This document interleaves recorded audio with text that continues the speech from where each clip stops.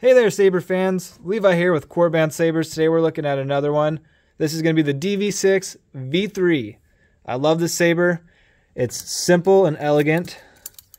All right, so let's jump right in. This is how we're going to be operating it. I'm going to go ahead and unscrew the bottom here. Slides right off.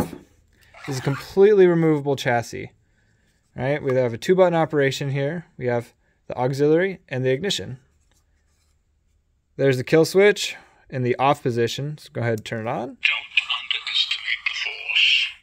All right, here's our buttons. There's our switches. We're going to align those. And you really can't put this in it like the wrong way.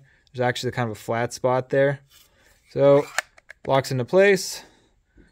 Screw the bottom back on. Couldn't be any more simple, right? We have a twist off. All right, and there's how you switch fonts. This is another thing I love about this saber. We have a thumb screw for a blade retention.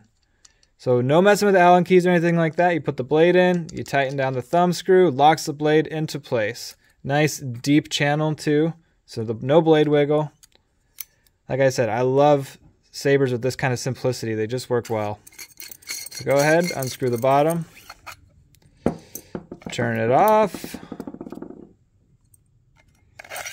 And that's how I would store my saber. And that's about it. Quick and easy.